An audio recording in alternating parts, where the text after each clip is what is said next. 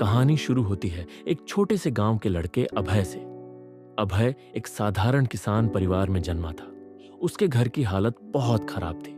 पिता खेतों में मेहनत करते, माँ घर घर काम करती, लेकिन फिर भी घर का खर्चा पूरा नहीं हो पाता। अभय बचपन से ही एक तेज दिमाग का लड़का था। उसका सपना था कि वह पढ़ लिख कर शहर में नौकरी करे और अपने परिवार की गरीबी को मिटा दे, लेकिन हालात उसके खिलाफ थे। अभय पढ़ाई में अच्छा था, लेकिन घर की हालत ऐसी थी कि अक्सर स्कूल की फीस भरने के लिए उसे दोस्तों से किताबें मांगनी पड़ती।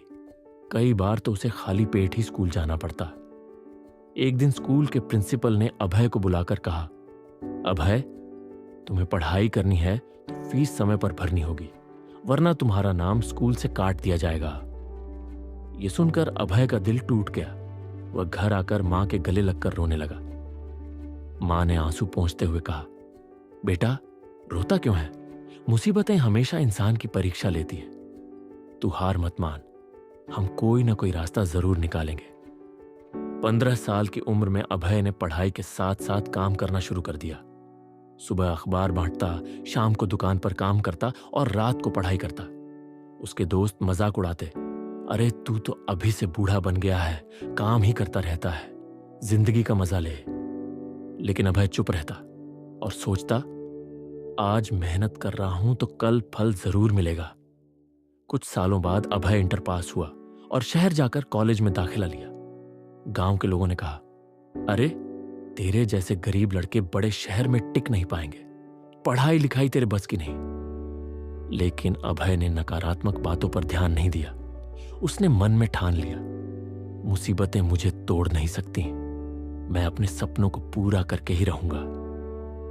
कॉलेज में पढ़ाई के साथ वो पार्ट टाइम नौकरी करता था। कई बार ऐसा हुआ कि उसे नींद तक नहीं मिलती। एक बार उसे बहुत बड़ी परीक्षा में असफलता मिली। उसका रिजल्ट देखकर उसके कुछ सहपाठी बोले, देखा, कहां था ना, तू इस दौड़ में नहीं टिक पाएगा, तेरे जैसे गरीबों के सपने सिर्फ सपने ही रहते हैं। उस रात अभय बहुत टूटा हुआ था। उसने सोचा, शायद ये सब सही कहते हैं, शायद मैं वाकई बड़ा कुछ नहीं कर सकता।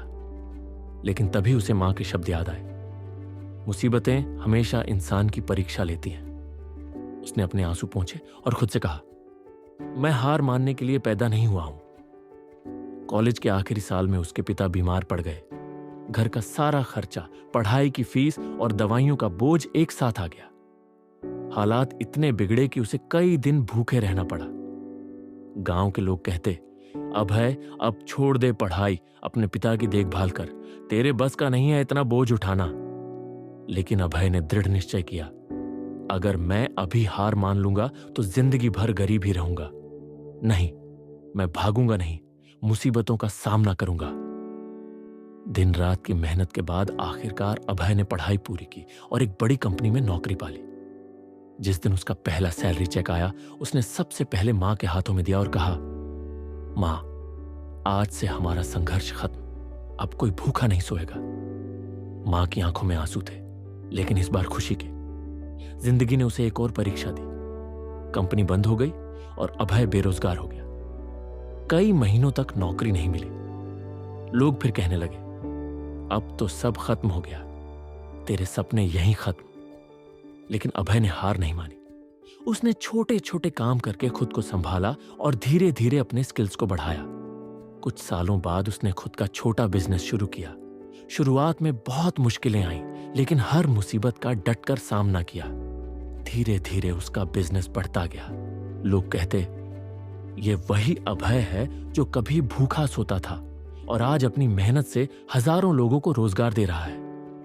अभय ने एक इंटरव्यू में कहा, अगर मैं मुसीबतों से भाग जाता तो आज यहां नहीं होता। हर कठिनाई ने मुझे और मजबूत बनाया। मुसीबतें रुकावट नहीं होती, वे तो हमें हमारी असली ताकत दिखाती है। दोस्तों, अभय की कहानी हमें यही सिखाती है कि मुसीबतें जीवन की सबसे बड़ी परीक्षा होती है।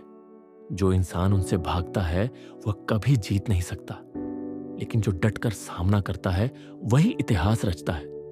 याद रखो, मुसीबतें इंसान को रोकने नहीं आती, उसे मजबूत बनाने आती हैं।